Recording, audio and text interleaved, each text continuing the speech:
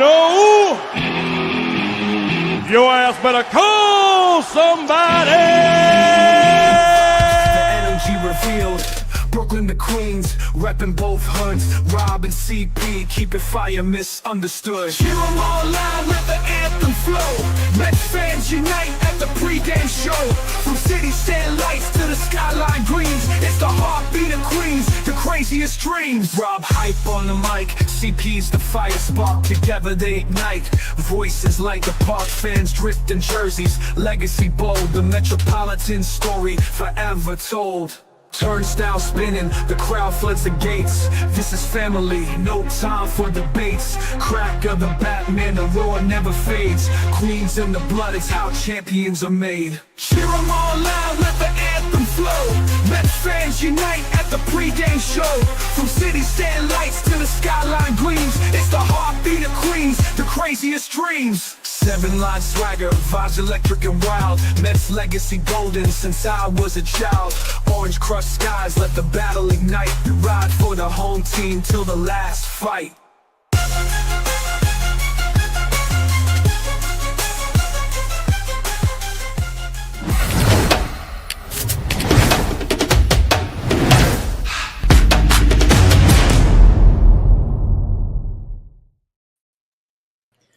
What's up, Mets fans? Welcome back to the Amazing Mets pregame show right here on the channel and, of course, on X. How is everybody doing on this Sunday, day before Memorial Day? Memorial Day weekend is here as the Mets face the Los Angeles Dodgers for a rubber game on Sunday Night Baseball as the New York Mets won 5-2 yesterday with a great pitch performance. A couple of guys that has been showing up in Brett Baty and Juan Soto finally showed some life. Chris, how you doing, buddy? Doing well. It's been a little minute since I've been on a stream, and I do apologize about that as things in life get in the way. Just, it's it just happens. Stuff happens. So I do appreciate everyone holding it down. I appreciate you holding it down as well. I've been tuning into some streams here and there. But yeah, it's time to win a series. It's time to win a series. So let's go ahead and do it. Yeah, absolutely. And, this is not the same Dodgers team that we seen in the postseason last year in the NLCS. Obviously, this was a rematch of last year's NLCS, and it's a little different, right? The Mets get Juan Soto. The Pirates, the Dodgers, have the same pitching injuries that they basically had from last year. Seems like it trickled down to this year, but the offense for the Dodgers have been holding it down for them and basically carrying them this season. But this has been a very interesting series where, game one of the series, it was Juan Soto didn't look good. He had a little bit of the shuffle that we seen in the first game of the series. Mets still couldn't score. They came back in the ninth, tied a ball game, but eventually lost in extra innings. But yesterday, it was the Brett Baty and Juan Soto show. And you know what? Let's trickle in David Peterson, as I think that was probably the best start of the year for a Mets pitcher. And that's hard to come by, considering the fact that a lot of these pitchers have been extremely good this year for the New York Mets, Chris. What did you take out of last night? Like, what were you more excited about? Was it Juan Soto? Was it Brett Baty? Was it David Peterson or somebody else?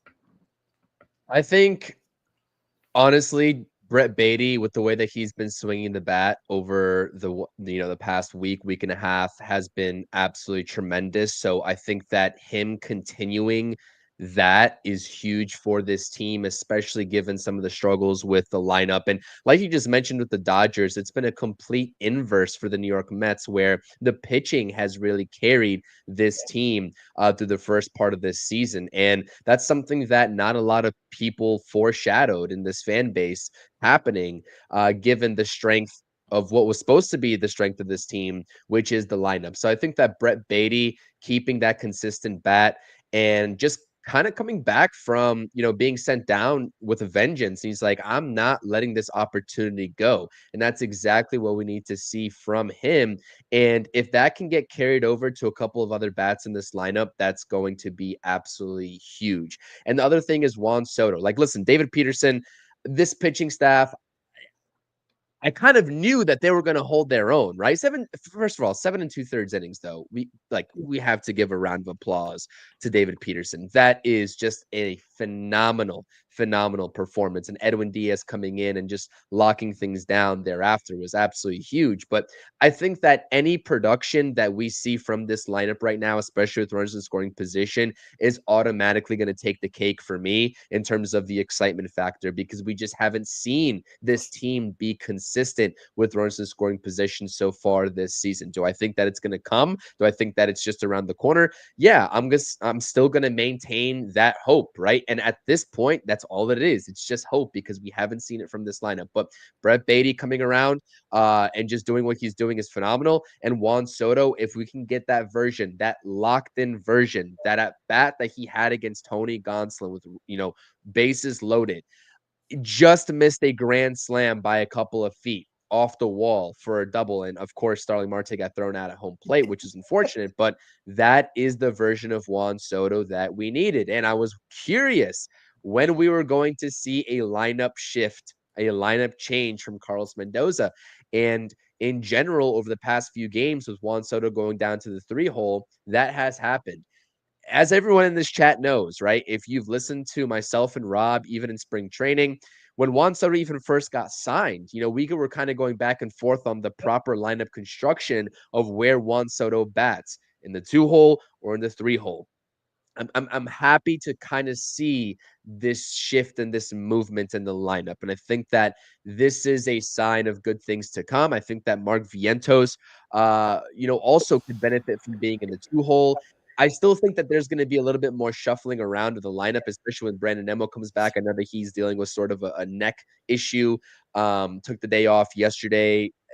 I guess hasn't done baseball activities as well, since he kind of just pulled something in his neck, according to Carlos Mendoza. But yeah, there's still a lot left to be desired objectively from this lineup, and this team is not clicking on all cylinders. I think they're 5-5 in their last 10 games. Series losses to the Red Sox and the Yankees, which is not ideal. But there are signs, at least.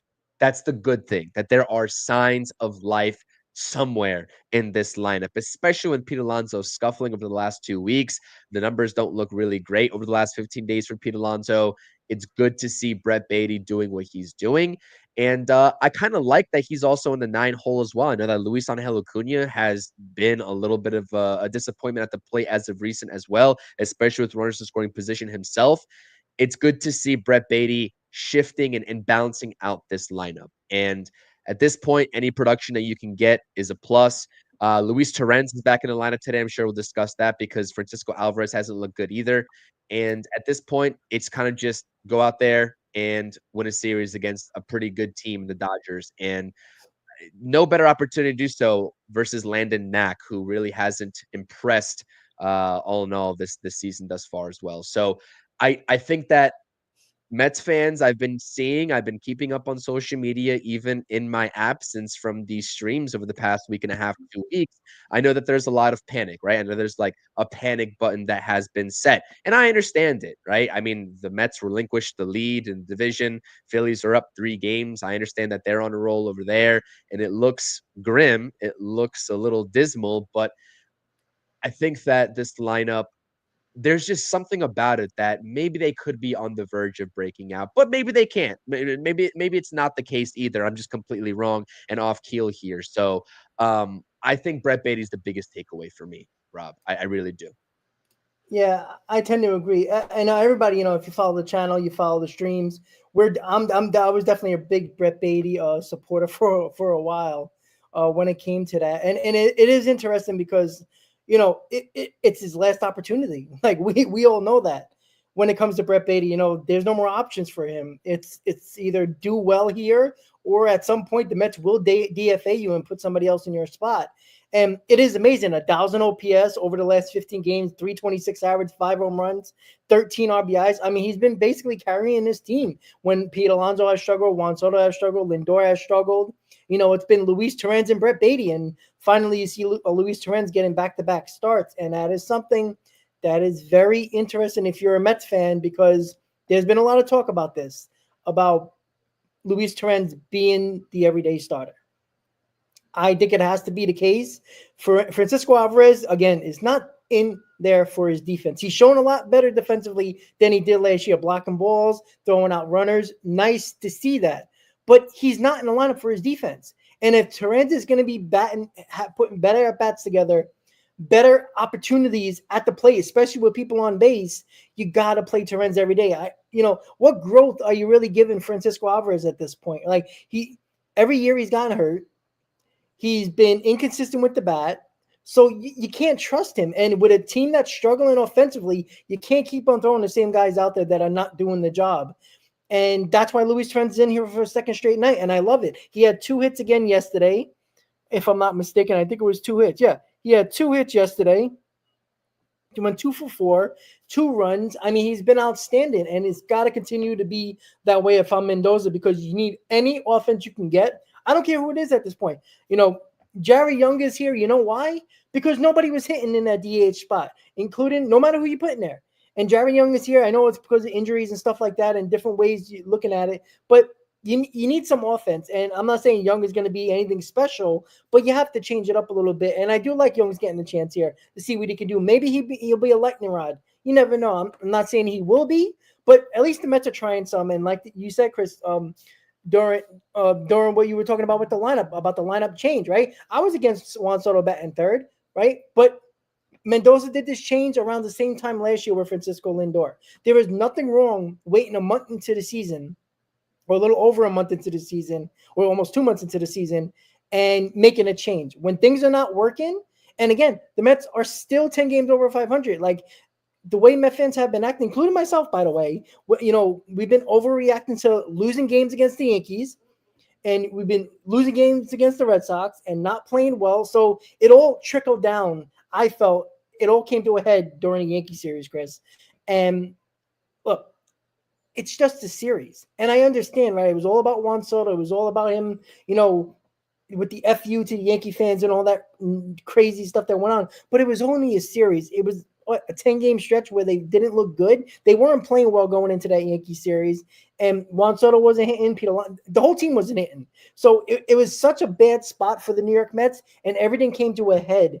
And Mendoza was like, screw this. I got to change something up here. It wasn't just about the Yankee series. It was just overall. They needed to do something better. So Juan Soto in the 3-hole. Alonso in the cleanup spot. We're still looking for our number 5 hitter, wherever that may be. Could it be Jeff McNeil, who's been very well since coming back from injury? Maybe it is Brandon Nimmo. We haven't seen really much from him. Shoot, let it be Luis Torrens. But overall, right now, if this is our 1 through 4 for the rest of the season and it continues to get better offensively gradually, I'm okay with it, Chris. 100%, I'm okay with it.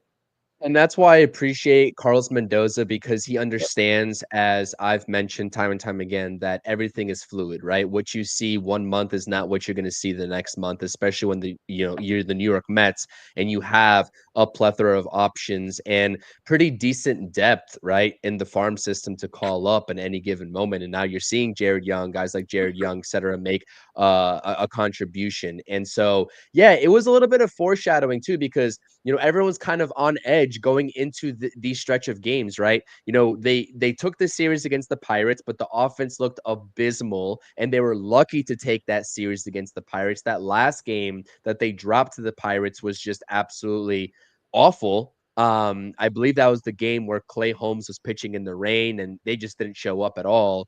And we're like, okay, the offense is not producing. The pitching has been carrying. How are they going to be able to do this against great teams all around, and the Red Sox, the Yankees, the Dodgers? And that's what everyone wanted to know. And they go, 5-5. I think this is including the last 10 games is including the Pirates series, but they go 5-5. Is it good? No. That's not really our level of expectation. We expect better than that. But is it dreadful? Is it something that the Mets can't come back from, which is what I've been seeing from a lot of this fan base? Juan Soto this, Juan Soto that. I think some of the Juan Soto stuff, and I haven't really talked about it, but I think some of that stuff is overplayed, to be honest. I agree. Right? There is some issues, or there were some issues with the hustling out of the box, etc. And the Mets said that they would talk to him about it. But this is being hyped up by baseball media because it's the Mets, because he went from the Yankees to the Mets, and we all know it. So I'm not looking too much into that. There are avenues of this team that need to perform better. very impressed. Every single pitcher on this staff really deserves a round of applause for keeping this team where they're at right now. But yeah, this is what a season of 162 gives you. It gives you the highs, it gives you the lows, right? We were talking about a team that was 12 games over 500 at one point, and this team was rolling, and now back under 10 games over 500. I mean, I'm not going to sit here and say we shouldn't complain about the recent play, but I'm more focused. Like, that's not the light that I have talked about this team for quite a while. You acknowledge the weaknesses. You see what could get this team back on track. And I think that part of that, the answer to part of that is what Carlos Mendoza is doing with these lineup changes. Now, the other thing about Francisco Alvarez, listen, I was also incorrect about Francisco Alvarez. When the Mets were winning games, they had leeway to give Francisco Alvarez those opportunities to try to snap out of it when he came back from the injury, right? Everyone's wondering when Francisco Alvarez comes back, what is the playing time distribution going to be between Torrens and Alvarez? And I was in the camp of you play Francisco Alvarez. That is your supposed catcher of the future, and you give him that opportunity because you can't stunt his growth. Now, with the way that things have been rolling with the offense, of course, the veteran status, the defense that you get from Torrens, his consistent bat, albeit it's not going to be, doubles and home runs from Torrens, but that's not what you need out of him regardless. You need base hits. You need timely hits, and that's what he provides you. So I have no problem with seeing Torrens, back-to-back days like you just said, and I have no problems with inserting him into this lineup more often than not moving forward, because this Mets offense has to figure something out and they have to get it going. What I will say is that I would also like to see moving forward a more focused approach of getting Brett Baty more consistent reps at third base and potentially looking at Vientos as your DH moving forward. I'm, not going to, Jared Young's the lefty. I get the lefty righty matchups, etc. with that, but I've been in the camp of, Brett Baty provides you at this point from what we've seen so far in 2025 through an objective lens to the naked eye. Brett Baty has been a better defender overall, all in all, at third base than Mark Vientos. And that's something that the Mets could definitely benefit from, keeping Brett Baty's bat in the lineup, but also having that defense at third base. Mm-hmm. Even going back to last season, I said if there was a situation, a scenario in 2025 and beyond where Vientos is kind of makes the case, right? Because he was the third baseman. That was his job until he started, the defensive downslide. I'm not saying it's a downslide because he's played okay defense, but we all know, I think we would all trust Brett Baty at third base a little bit more with the glove than Mark Vientos. At least I would hope, because that's what I watch every day is Brett Baty playing a solid third base, and Vientos is kind of like, he's made kind of some mistakes over there. So I don't have any problems with Vientos staying in this lineup, even though the overall numbers have been great.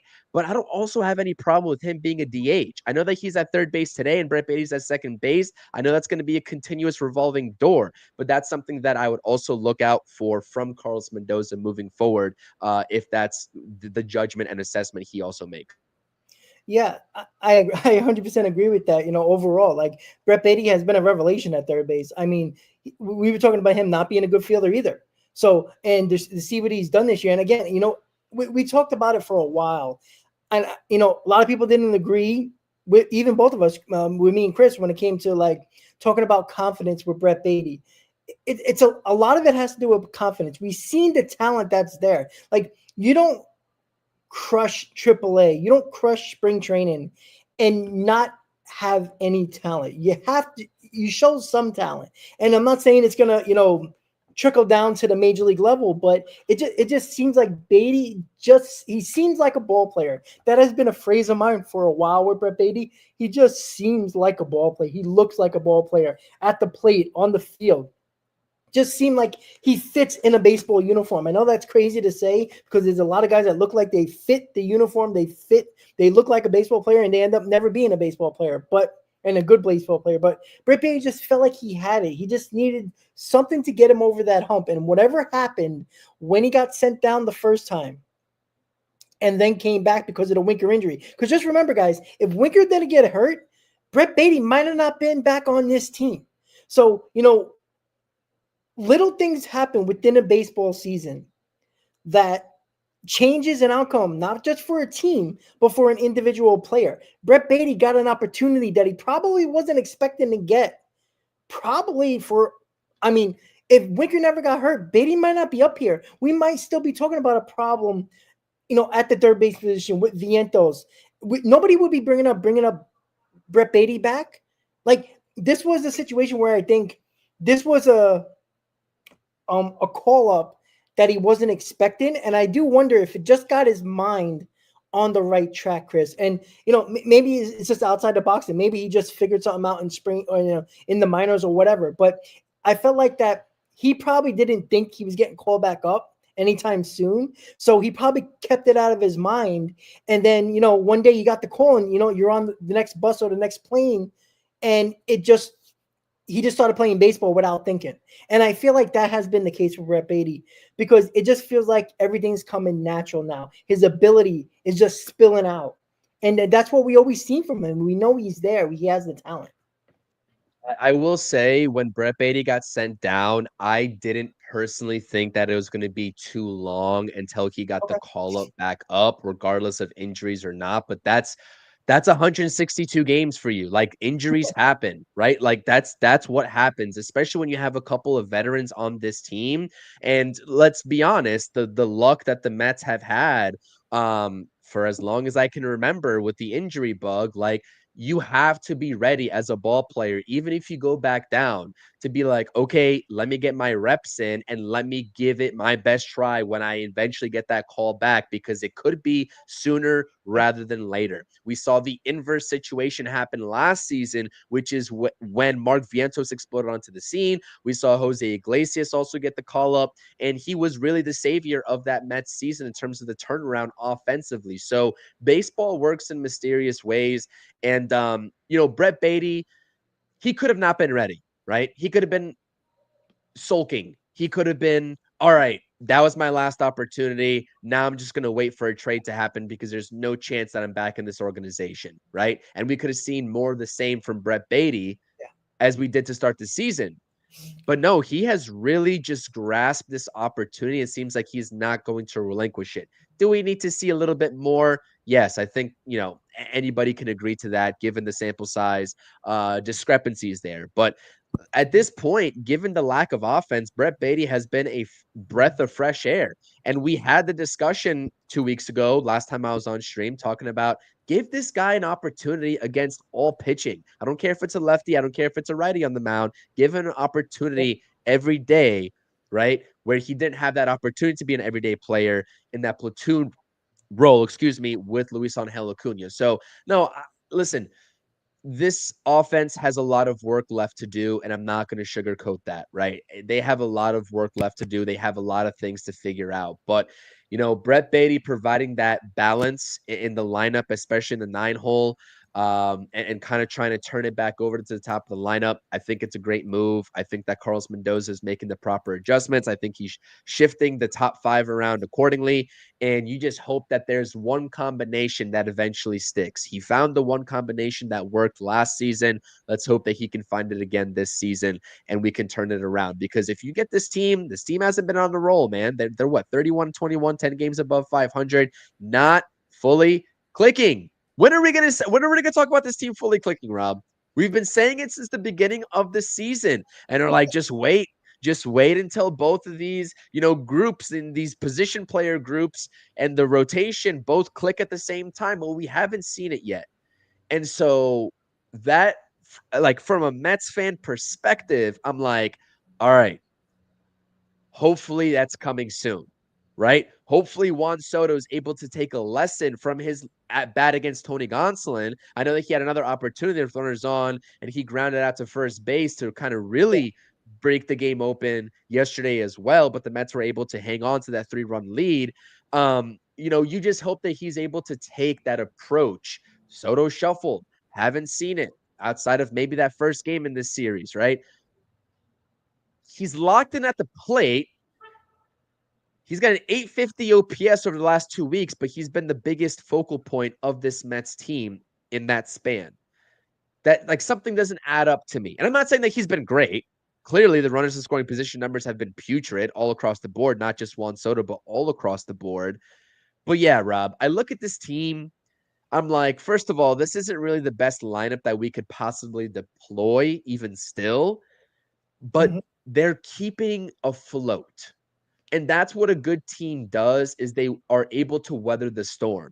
Yes. And I think that's what the Mets are doing at a minimum right now, which is at least a good sign for me because could it get worse? It could always really get worse, but I don't expect that from this team. When you think about the New York Mets in 2025, I don't expect things to get worse. I think that this is probably the worst.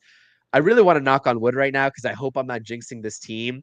But I'm just like, I have so much confidence in this team to finally pull it together that what's transpired over the last week and a half hasn't really phased me as much as it's phased some other Mets fans. And I get where they're coming from. I understand it, right? This Mets organization has had some ugly years, in the past. So I get it.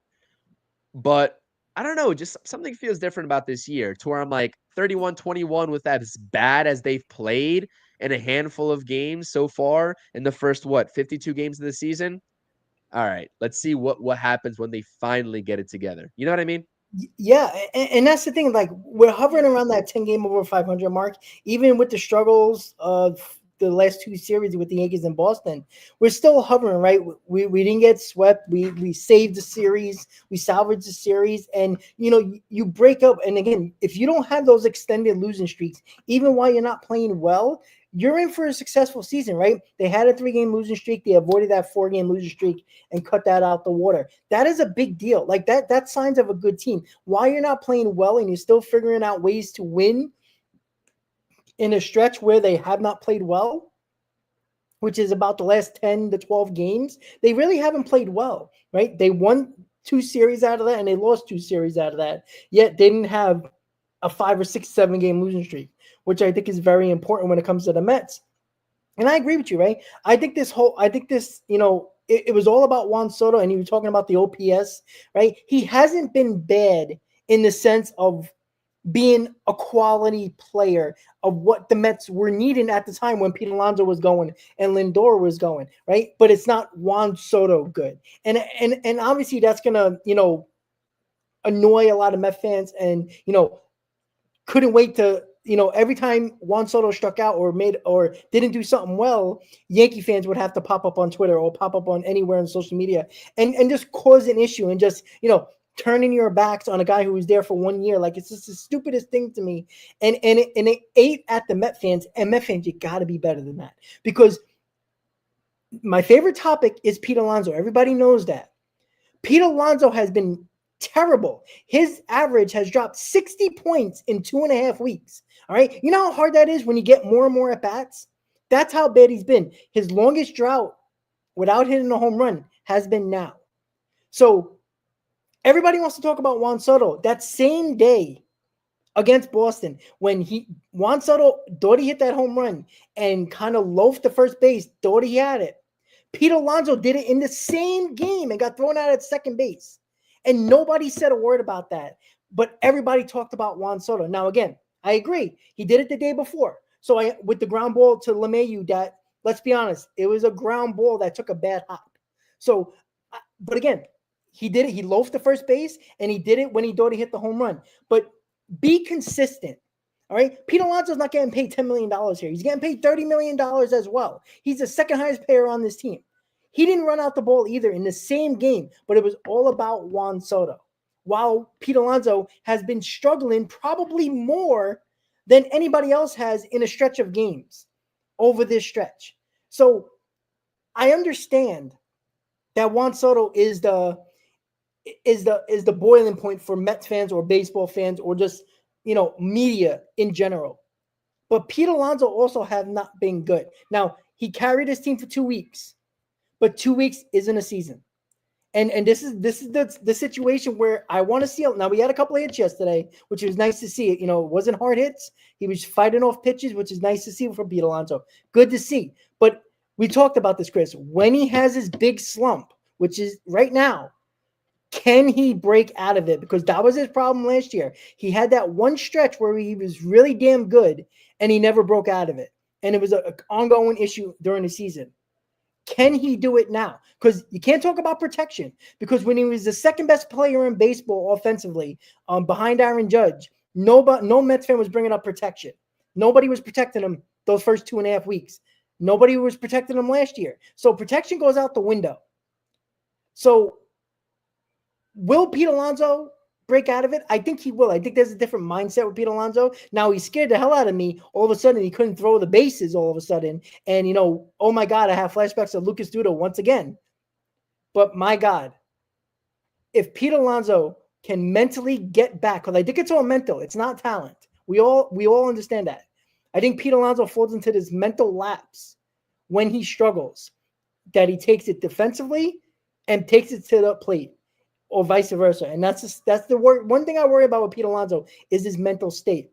But overall, do I think your question, when is this team going to get going?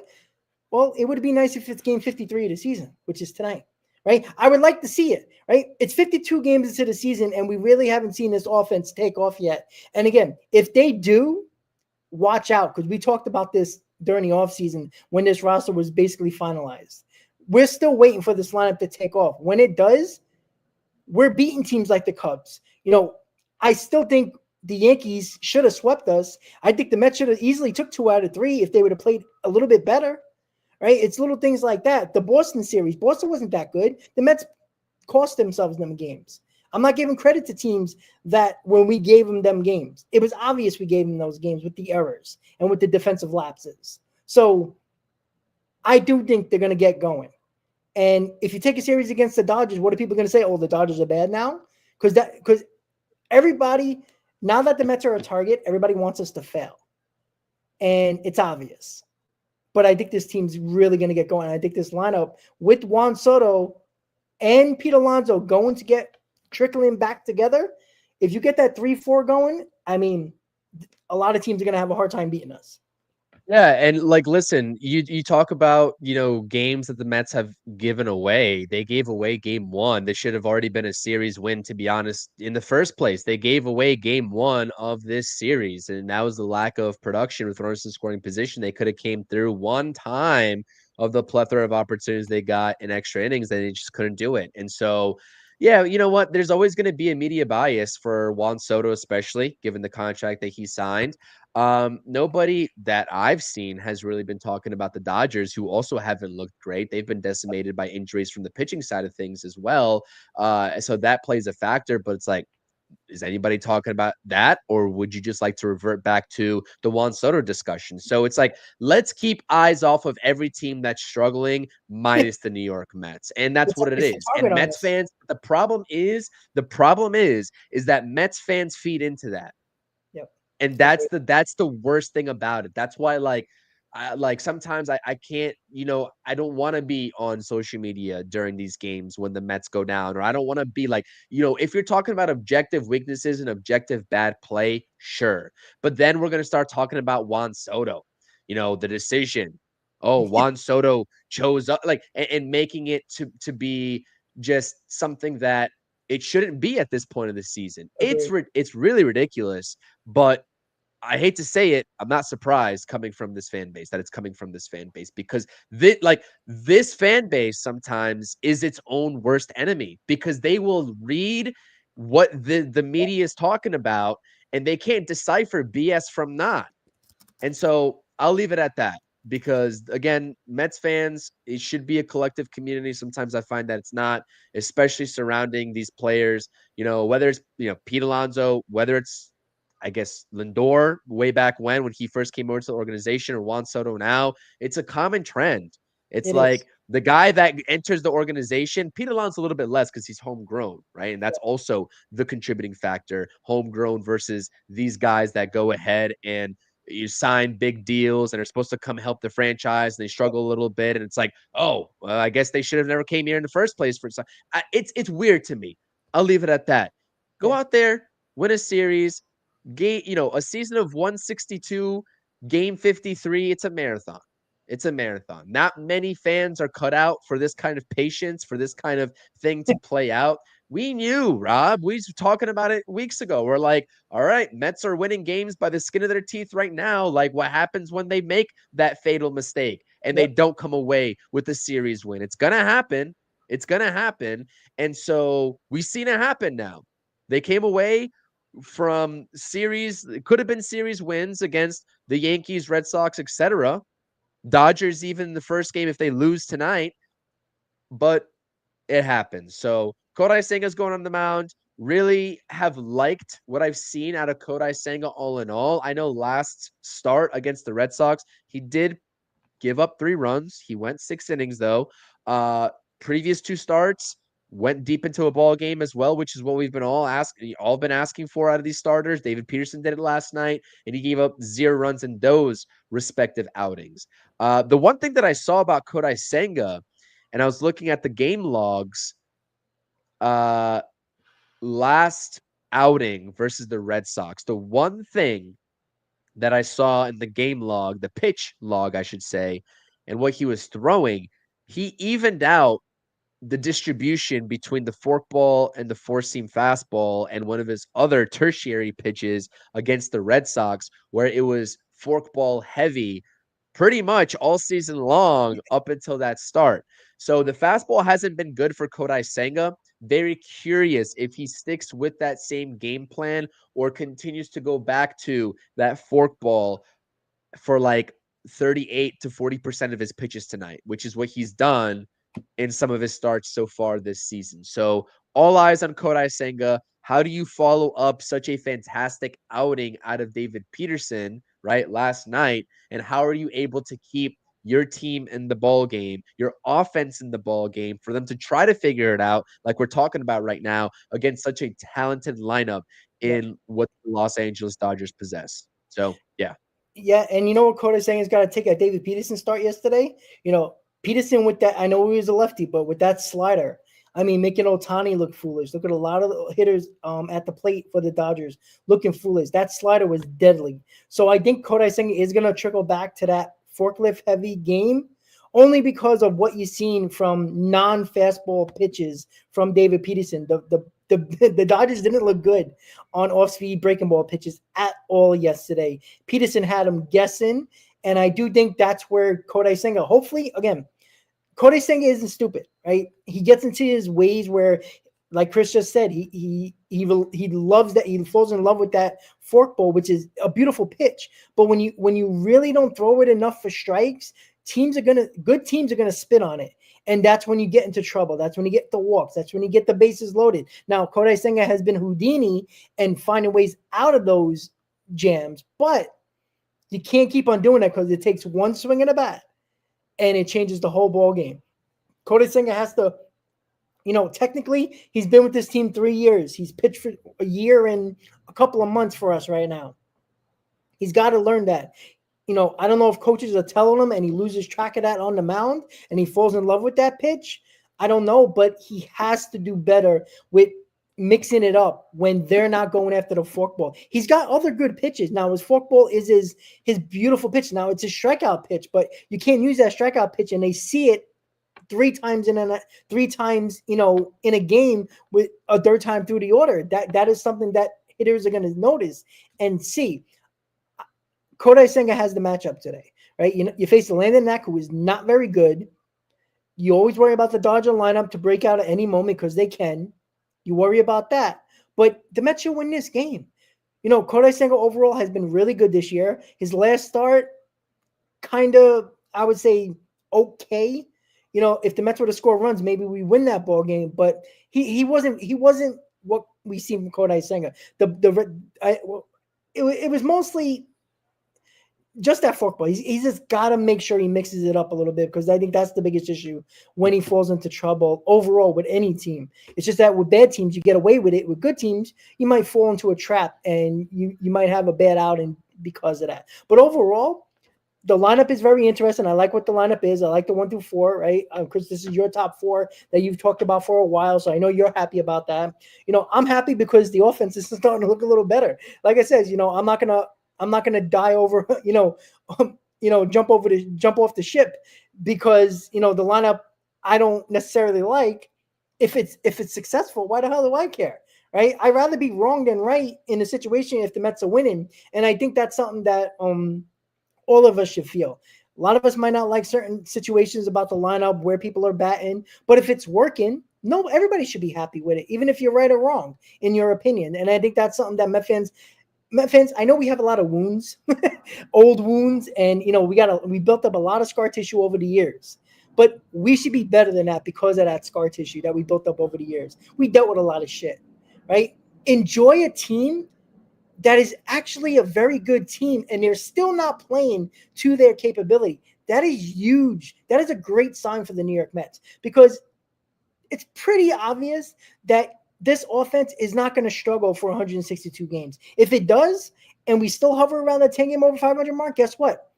We'll probably make the playoffs anyway. Right now, if I'm not mistaken, we're leading the wild card. I know it's only 53 games in, but +2 we're in the going to wild start talking card, about yeah. it very soon. Yeah, you know what I'm saying? So make the playoffs. We see how it goes. All you got to do is make the playoffs. Divisions are nice, but at the end, it doesn't make you win playoff games. It doesn't make you get to the World Series. So keep on playing well, get better and better offensively, and I think we're going to be a very hard team to beat.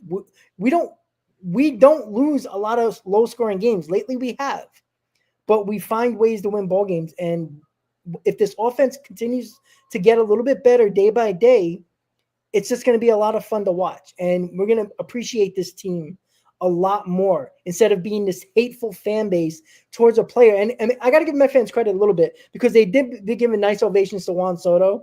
And I know they're trying to do it. And it's the morons that are not real Mets fans on social media, like Frank the Tank, who is just a terrible observation and face of a Met fan base that shouldn't be. And it's a lot of guys like that on social media that they might have been real Met fans at one point, but now they're just here for clicks and just views. That's what they're doing, and it's unfortunate because Met fans are an excellent fan base, and you see it what they're doing with Juan Soto, where any other fan base would have been booing him heavily, and it's a good sign for Juan Soto because you got the fan base behind you, and this fan base is behind this team. And once again, which is interesting, they were in the City Connects 2 days in a row, which I know who cares about that, but it's Senga loves the City Connects, though. yeah, and it looks good at night. It looks so much better at night than day games. So overall, let's get the win. Let's get the series win, and let's face one of the worst teams in baseball coming up right after this Dodgers series. You win this series against the Dodgers, you're facing a very bad team in the White Sox. There's an opportunity here where the Mets can stack some W's here, and that's what they need to do, Chris. Any final thoughts? No, I mean, I completely agree with you. Kodai Senga, keep the team in the ball game. Offense, keep stacking good at bats. That's really how this team is going to get out of this funk. In what they've been doing is just continuing to stack good at bats, right? Not just like as a team, but also individually. Sometimes you got to be a little bit selfish, right? And be like, okay, listen, last 3 at bats, I feel pretty damn good. The end result maybe is not what it is. I hit a ball in the screws right into an opposing player's glove, but it is what it is. And continue that mindset, right? I think that if Juan Soto does that, he'll be just fine. There are some tendencies that we've seen on Juan Soto, objectively, right? Not saying, not talking about his contract like a lot of Mets fans want to talk about. Objective baseball critiquing, right? In fastballs, he's been a little bit late. Off-speed pitches, he's been a little bit guessing, right? That's been really his approach with the off-speed. It's what it's looked like. Pick the baseball up out of the opposing pitcher's hand, get back to the basics, because that's exactly why you are so great at walking and drawing walks and have such a really good knowledge of the strike zone, because you are able to pick the baseball up early out of the pitcher's hand, and that can help you decipher, okay, setting fastball will adjust to this curveball or whatever else the opposing pitcher has to offer. Landon Knack, I don't know too much about him. Know the overall ERA isn't really great. I know he has a four-seam fastball around 94 miles per hour, knuckle curveball. That is one of his better pitches, and the changeup, which is also really good. So those three pitches by itself, really the changeup and the knuckle curveball, he's going to throw it a lot to this Mets lineup, and they have to be prepared for it. They really have to be prepared for it.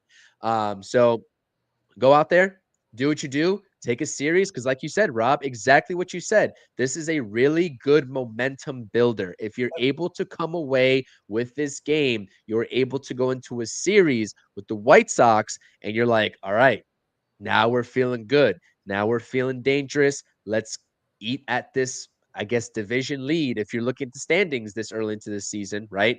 Division versus wild card. Let's go ahead and just chase down the Phillies. Let's do it, man. There's nothing really else much to it. At this point, we're approaching June. We haven't even hit June yet.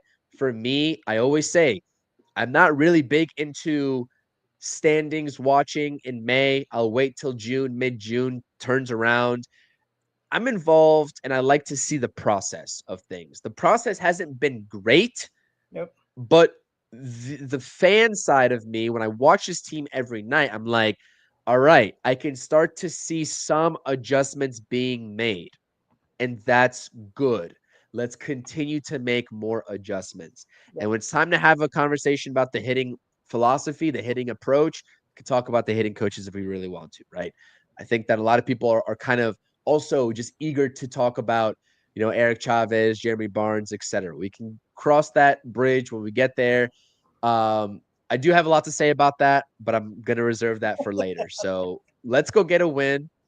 Let's go beat the Dodgers. And let's go carry momentum into a White Sox series. Let's do it. Absolutely. Let's get that W, guys. I will be doing the post game tonight after the completion of this series against the Dodgers. So tune into the post game later tonight, whenever that game ends.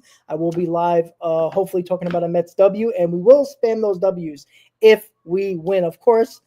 With that said, guys, thank you for tuning in to the Amazing Mets pregame show. Hit that like button, hit that subscribe button, guys. I'll see you later tonight on the post game show. Senga, Knack, let's go Mets, guys. Have a good night. Let's go Mets and Knicks.